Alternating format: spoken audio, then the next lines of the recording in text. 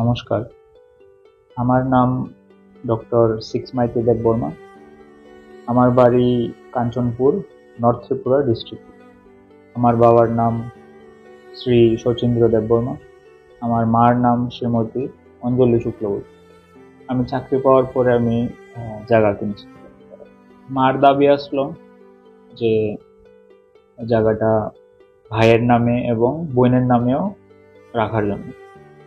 কিন্তু বোন তো অ্যাকচুয়ালি ব্যাঙ্গালোরে চাকরি করে, কেরালাতে বিয়ে করবো, কথাবার্তা ঠিক আসলো।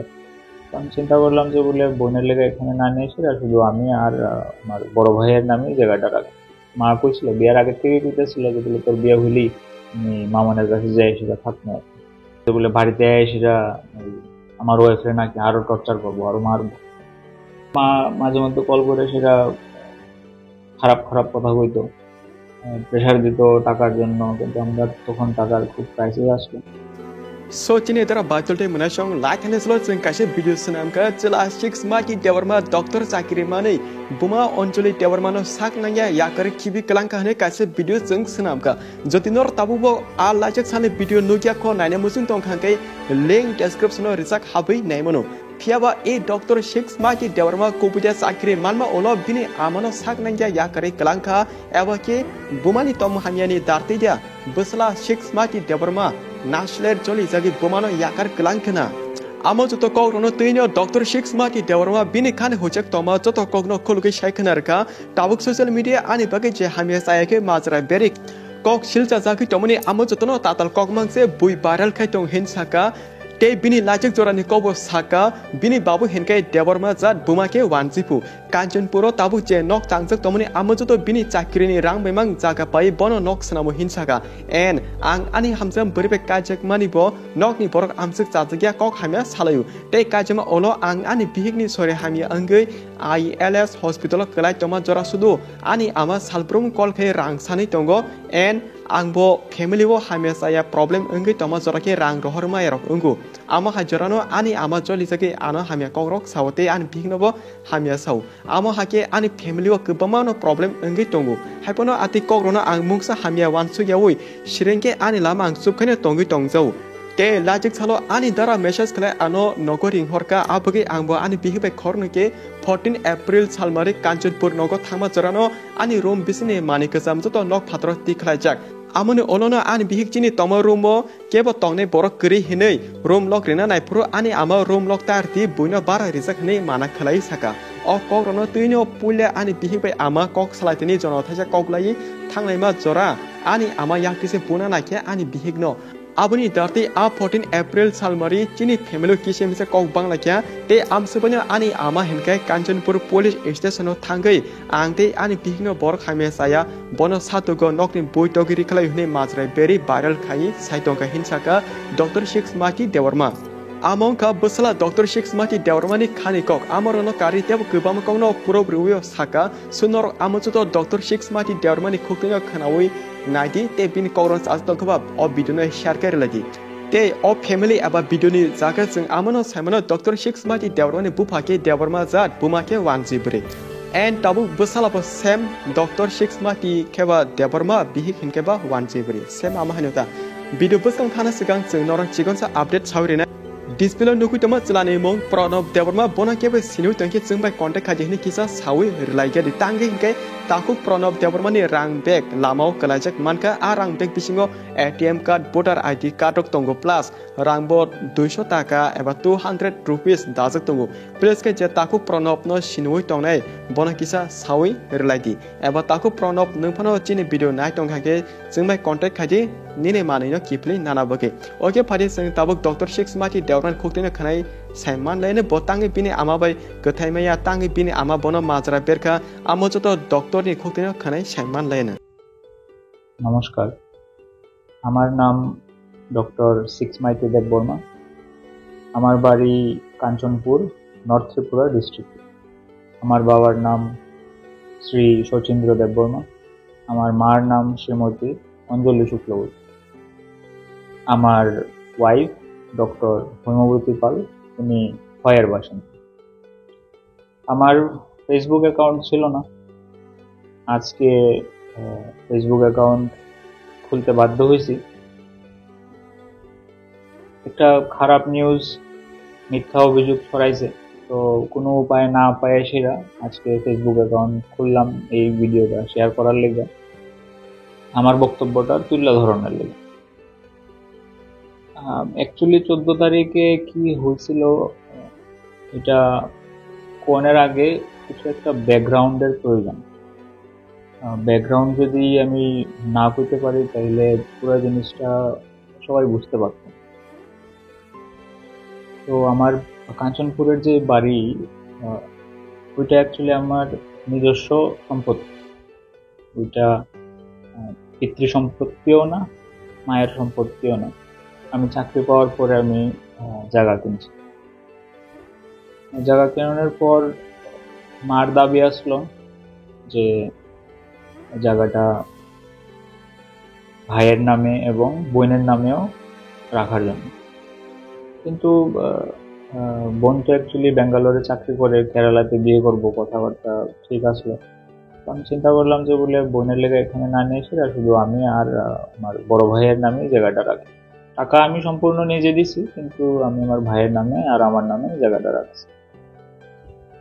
তো ওইটা নিয়ে আমার বোন, ডাক নাম মামন, ভালো নাম শর্মিষ্ঠা দেববর্মা। মামন একটু অসন্তুষ্টি আসলো, তো মারে খোঁচাগাছি করতো, খেপাইতো যেগুলো তাই নামে লেগা নেওয়া হয়েছে না। তো মা আমারে কইছিল যে বলে জায়গা তো কিনা হয়েছে ঠিক আছে, আরেকটা যাতে মামনের নামে ছোট একটা প্লট কিনা হয়। তো যাই হোক, আমি এটা করছি না, কারণ তাই তো থাকতো না, বিয়ে করানোর পরে কেরালাতেই থাকবো, ব্যাঙ্গালোরে চাকরি করবো। যাই হোক, এই ম্যাটারটা বেশি বাড়ছে না, ঠিক হয়ে গেছে। তারপরে ঘরের কনস্ট্রাকশন শুরু করছি। ঘরের কনস্ট্রাকশনে অনেক টাকা গেছে। 80% আমি নিজে দিছি, আর প্রায় 20% 20% ভাইয়ে সাহায্য করছে। তো বাড়িঘর বানাইবার পরে আমার গত 2024 সালের ফেব্রুয়ারির 12 তারিখে আমার বিয়ে হয়েছে ডক্টর হোমিওপ্যাথি পালের সাথে। বিয়ের পরেই মা হঠাৎ করে বুঝতেছে যে বলে এবার মামনের বিয়ের লেগে কথা উঠাইতে, খুব প্রেশার ক্রিয়েট করতেছিল। বাড়িঘর বানানোর পরে আমার টাকা পয়সা কম আসলো, বিয়েতেও খরচ হয়েছে, কিন্তু প্রেশার ক্রিয়েট করে বলতেছিল না, তারপরে যে তুই মামনের বিয়ের লেগে কথা পাক্কা করতে। তো মার্চের 7 তারিখ মামনের বার্থডে, তো কইতেছিল যে বলে মার্চের 7 তারিখ এনিহাও যাইতে হই। টাকা পয়সা আসলো না, তো আমি আমার ওয়াইফের সাথে ডিসকাস করছি এগুলো কি করা যায়। তো মা জানে না যেগুলো কেমনে সবকিছু বন্দোবস্ত হয়েছে। অ্যাকচুয়ালি আমার ওয়াইফ সোনা বন্ধক দিয়েছিল, গোল্ড লোন নিয়ে সেরা টাকা রোজগার ওই ব্যাপার জোগাড় করছে। তো অনেকে হয়তো বা বিশ্বাস করতো না আমার ওয়াইফ যে গোল্ড লোন নিছে, এটা তথ্য প্রমাণ করতে পারবো যদি খোয়াইয়ের HDFC ব্যাংকে যে এসে যোগাযোগ করে সঠিক কিনা এই ব্যাপারটা। গোল্ড লোন নিয়ে এসে ওই কেরালা ট্রিপের টাকা জোগাড় করছে, টিকিট বুক করছি, আমরা গেছি। যাই হোক, সবাই ছেলের কেরালাতে ছেলের ফ্যামিলির সাথে দেখাবার্তা হয়েছে, কথা হয়েছে, বিয়া নিয়ে এসে। আমি কইছি যে বললে এখন তো বিয়া দেওয়া সম্ভব হতো না, কম হইলেও 1.5-2 বছর মিনিমাম লাগবে। যাই হোক, ঠিক আছে, ছেলের পক্ষ ভালোই আসলো। তারপরে বার্থডের লেগে আমরা মলে শপিং করতে গেলাম। মার একটা দাবি আসলো যে বোনরা নাকি খুব দামি গিফট দিতে হইব। আমারও কইতেছিল, আমার ওয়াইফকেও কইতেছিল। অ্যাকচুয়ালি মা না, এটা আমার বোনই যে মার ইনস্টিগেট করে, মানে কয়া দেয়, শিখাইয়া দেয় কি বলতে। তো দামি গিফট আর কি দিব, আমরা যতটুকু পারি আমরা দিছি। সবকিছু মিল্লা কাপড় প্রায় 10,000 টাকা খরচ হয়েছে, কিন্তু এটাতে বোন সন্তুষ্ট আছে। মলেই কিছু অসন্তুষ্টতা দেখাইছে। আমার ওয়াইফ যখন কিছু কাপড় কিনতে গেছে নিজের টাকা দিয়ে সেটা, তখন একটু তর্ক বিতর্ক হয়েছে। মলেই ব্যাপারটা একটু উত্তেজিত হয়ে গেছিল বা জিনিস। যাই হোক, আমরা হোটেলে ফিরে আইছি কেরলে। হোটেলে আই সেটা ব্যাপারটা খুব সম্ভবত মামন মারে আরো খেপাই দিছে, উত্তেজিত করে দিছে, অনেক কিছু হয়েছিল। মা উত্তেজিত হয়েছে, আমি সামনে আসলাম, আমি আটকাতে পারছি না মা ঝটফট করে সেটা মাইরা দিছে, মাথাতে লাগছিল। তাই যাই হোক, এরপরের দিন মা আর বোন হেরা গেছে গা বেঙ্গালোরে আমার বোন চাকরি করে। মা কইছিল, বিয়ার আগে থেকে কইতেছিল যে বলে তোর বিয়ে হইলেই আমি মামনের কাছে যাই, সেটা থাকবো। তো এই ঘটনার পরের দিন হেরা গেছে গা বেঙ্গালোরে, মামন আর মা বেঙ্গালোরে আসলো। আর এরপরের দিন আমি আমার ওয়াইফ ত্রিপুরাতে ফিরে আইছি। তো ওই 1 মাস যখন আসলো মামনের সাথে, তখনও অনেকদিন কল করে সেটা অনেক কিছুই মানে খারাপ খারাপ কথা কইতো, মামানে উত্তেজিত করে দিত, মার অনেক কিছুই কইতো খারাপ খারাপ, ভয় দেখাইতো যে বলে বাড়িতে সেটা আমার ওয়াইফের নাকি আরো টর্চার করবো, আরো মারবো। তো আমার ওয়াইফ খুবই ভয় পেয়ে গেছিল, মাথাও ব্যথা স্টার্ট হয়েছিল তখন থেকে। যেদিন ঘটনা হয়েছিল কিন্তু হইতাছিলই, তো ভাবছি ট্রমা অ্যাটাক পাইছে তো হইবই। কিন্তু আউনের পরেও দেখা যেতেছিল যে বলে না, জিনিসটা কমতাছে না, মাথা ব্যথা মাঝে মধ্যে হয়, আগে তো এরকম আসলো না, মাথাও ঘুরানি হইতো। তো ঠিক আছে, আমরা সেলফ ট্রিটমেন্ট করছি, কিছুটা কমতো কিছুটা বাড়তো থাকতো।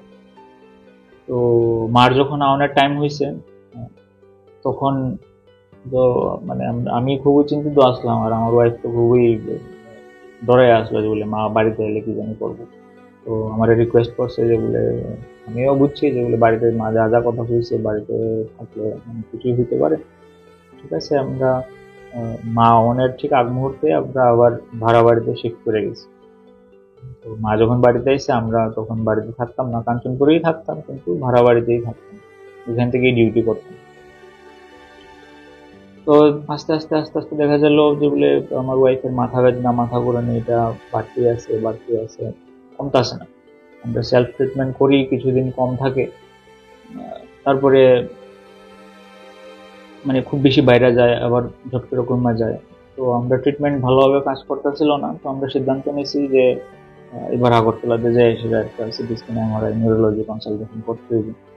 তো আমরা আগরতলাতে যাই, সেটা সিটি স্ক্যান এমআরআই যখন করছি, তখন ধরা পড়ছে যে বলে ব্রেনের ভিতরে অনেক বেশি রক্তক্ষরণ হইতেছে। অ্যাকচুয়ালি গত ওই ঘটনা যে ঘটছিল, মাথাতে চোট খাওয়ানোর পর থেকেই অ্যাকচুয়ালি একটু একটু একটু একটু করে ব্লিডিং হয়ে যাচ্ছিল। 2 মাসে অনেক বেশি জমে গেছিল ব্লিডিং, যার কারণে এরপরে আর আমরা সেলফ ট্রিটমেন্টে আর কোনো কাজ করতেছিলাম। তখন নিউরো সার্জারি কইছে যে বলে ইমিডিয়েট অপারেশন করাইতে হইবে। এর পরের দিনই আমরা আগরতলা আইএলএস হসপিটালে অপারেশন করাইছি। আমি দেখাইতেছি অপারেশনের সময়ের যেই ছবিটা।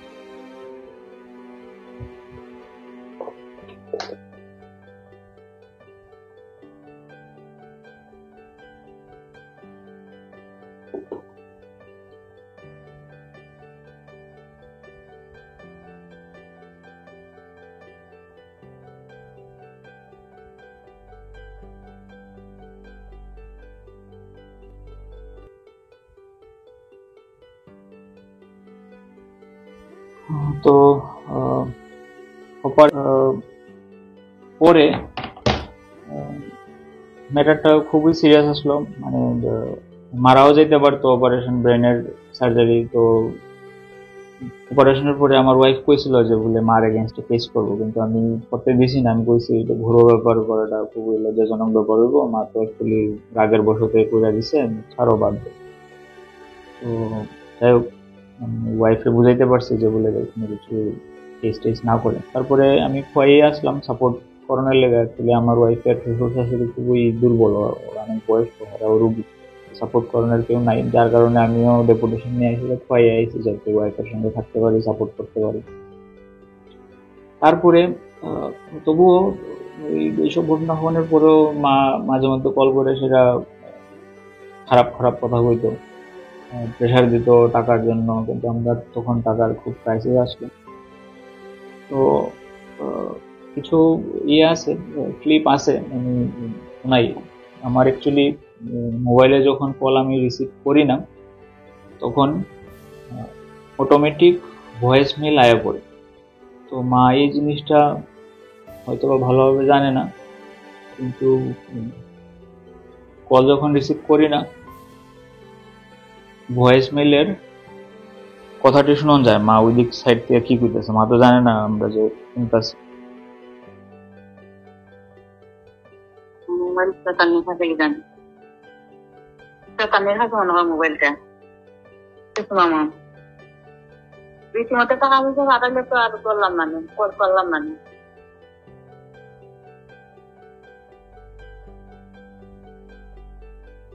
কত বড় জানুয়ারের মাস হয়ে গেছে, 2 জানুয়ারি এখন 1 হয়ে গেছে।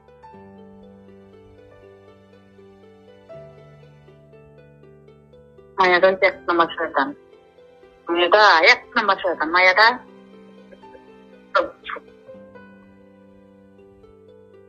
মামা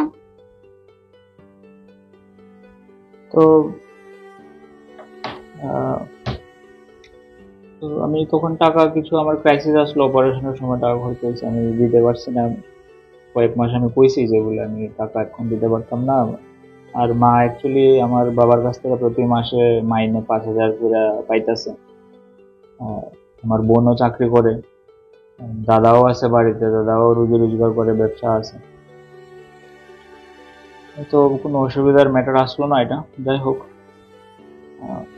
তো ওইটা হচ্ছে গা ব্যাকগ্রাউন্ড। আমরা বাড়িতে যাইতাম না, আমি খোয়াইতে থাকতাম, কারণ বাড়িতে যাওয়ার ইচ্ছা হইতো না, কথাবার্তা ঠিকঠাক আসলো না, সম্পর্ক আস্তে আস্তে খারাপ হয়েছে। তো 1 বছর আমরা কাঞ্চনপুর বাড়িতে গেছি না। তো গত 1.5-2 মাস মার সঙ্গে মাঝে মধ্যে কথা হইতো, সম্পর্ক আস্তে আস্তে মানে পজিটিভিটি আইতাছিল।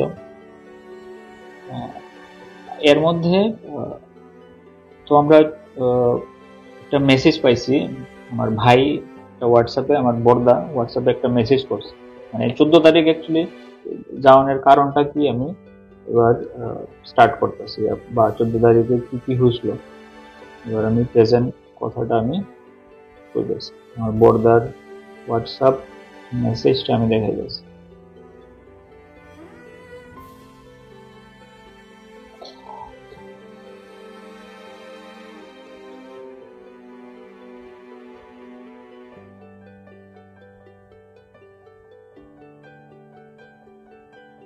তো বেসিক্যালি শর্ট করে কইতাছি, মেসেজে কি কইতাছে যে মামন আর মামনের শ্বশুর বাড়ির লোকেরা আইব এই মাসের এপ্রিলের 20-22 তারিখের মধ্যে আইতে পারে। তো ভাবছি নববর্ষ আইতাছে, আর রুমটাও অ্যাকচুয়ালি খোলা রেখাইছিলাম আমরা, অনেক আমরা ভ্যালুয়েবল জিনিসপত্র আসলো। তো ভাবলাম বাড়িতে যাই, মায়ের সঙ্গেও দেখা হইব, নববর্ষর উপলক্ষে আমরা দেখা করে আমু। শাড়ি টাড়ি কিনছি, শাড়ি নিয়ে গেছি, দই মিষ্টি নিয়ে গেছি। তো বাড়িতে যাওয়ানোর পরে রুমে যাই, সেটা দেখলাম যে বলে অনেক কিছু জিনিসই আসলো না রুমের মধ্যে। একটা ফার্নিচার মিসিং আসলো, জিনিস সব লন্ডভন্ড করা, রুমের একটা কাচের জানালা ফাটা ভাঙ্গা। তো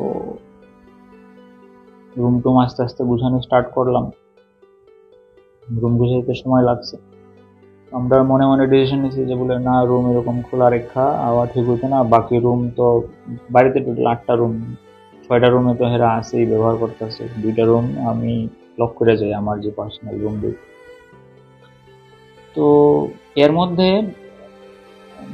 আমি যা টেয়ার পাইছি, আমার বোন মামন আর মার মধ্যে ফোনে কিছু একটা কথাবার্তা হয়ে গেছে।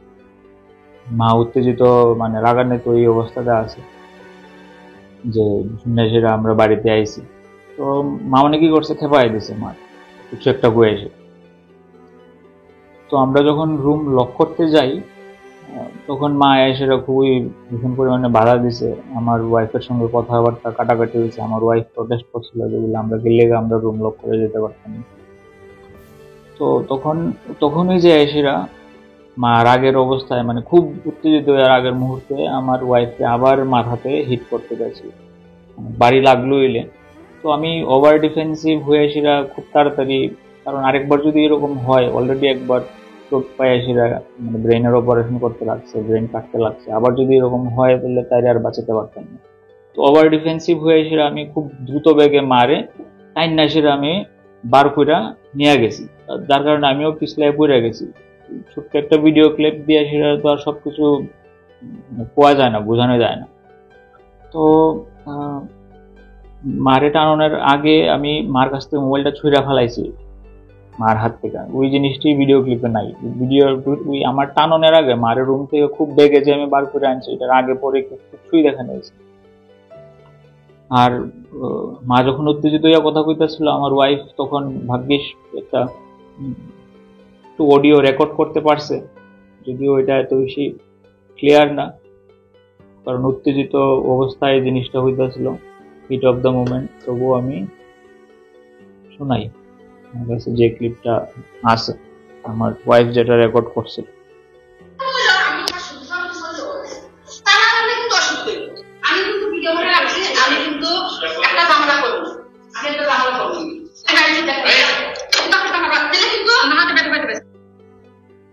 তো খুব বেশি না, অল্প জায়গা মোমেন্টটা বুঝাইবার লেগে যে বলে অ্যাকচুয়ালি কি হইতেছিল। তখন মারে আমি টাইনা বার করে নিয়ে আইছি, আমি অফিস লাগাই পড়ে গেছি। তো ওই ব্যাপারটারে যে এমন ভাবে বিকৃতি করে সেটা কোয়া হইব আমি কোনোদিনই ভাবছি না। যাই হোক, এই ব্যাপারটার পরে আমরা তাড়াতাড়ি করে সেটা ঘর থেকে বাইরে এসে আবার আমরা তো এখন খোয়াইয়ে আমরা দুজনের চাকরি খোয়াইয়ের দিকে রোয়ানা দিছি। তো ওইটা হয়েছে গিয়া 14 তারিখের আসল ঘটনা কি হয়েছে। মা অ্যাকচুয়ালি খুবই সহজ সরল, মারে অতি সহজেই ব্রেন ওয়াশ করানো যায়, যে কোনো কেউ কিছু বুঝাই নিতে পারে। যখন আমার ভাই আর আমার বোন মামন যখন দেখছে যে জিনিসটার অ্যাডভান্টেজ লওয়া যাইব, মারে ব্রেন ওয়াশ করে সেরা হেরা দুইজনে মিললে উল্টা উল্টা কথা গুলো উত্তেজিত করে সেটা ভিডিও স্টেটমেন্ট গুলা দিচ্ছে। আমার মামা নরোত্তম শুক্লবৈদ্য সবকিছু জানতো, জানি না সেরাও এইসব জিনিস হইতে দিতে সাপোর্ট করছে। আমার খুবই খারাপ লাগছে ব্যাপারটা। তো ওইটাই কইমু যে বলে ছোট্ট ভিডিও ক্লিপ দেখা সেরা যদি সবকিছু যাচাই করা যাইতো তাহলে তো আর অপর সাইডের কথা শোনানোর কোনো প্রয়োজনই আসলো না। আমার এটাও খুব খারাপ লাগছে, কাঞ্চনপুরের যে জার্নালিস্ট ভাইরা আমার একবারও জিজ্ঞাইছে না যে বলে কি হয়েছে ব্যাপারটা, একবার জিজ্ঞাইতে পারতো, মিডিয়া নিউজে দেওয়ানোর আগে একবার জিজ্ঞাইতে পারতো যে বলে ব্যাপারটা হয়েছিল, কিন্তু কিছু জিজ্ঞাইছে না। একতরফা কথা শুনে সেটা ছোট্ট ভিডিও ক্লিপ বিকৃতি করে সেটা দিয়ে দিল যে বলে আমরাই দোষী, মানে মিডিয়াই রায় দিয়ে দিয়েছে যে বলে আমরাই দোষী সাব্যস্ত, আমরাই সব ভুল করছি। একতরফা কথা দেওয়া সেটা তো কোনো সময় বিচার হয় না। বিচার করতে গেলে তো দুনো পক্ষের কথা আগে শুনতে হইব। মিডিয়া জার্নালিজম খুব দায়িত্বপূর্ণ কাজ, কিন্তু কাঞ্চনপুরের জার্নালিস্ট ভাইরা যেটা করছে এটা খুবই দায়িত্বহীন কাজ, মানে আমার খুবই খারাপ লাগছে। তো শেষ কথা এটাই, আমি আমার বক্তব্য রাখতে আসলাম। আমি কোনোদিন ফেসবুক করছি না, আজকে আইসি ফেসবুকে এই আমার সাইডের স্টোরি পড়ানোর লেগা, একটা আবেদন করানোর লেগা যে বলে ভুল তথ্য যাতে ছড়ানো না হয়, দুনো সাইডের স্টোরি শুনে সেটা জাজমেন্ট যাতে করা হয়। এইভাবে খুবই খারাপ এক সাইডের স্টোরি অল্প বিকৃতি করে টুইস্টেড স্টোরি শুনে সেটা এমন কমেন্ট করা। এতটুকুই আমার বক্তব্য আসলো। ধন্যবাদ।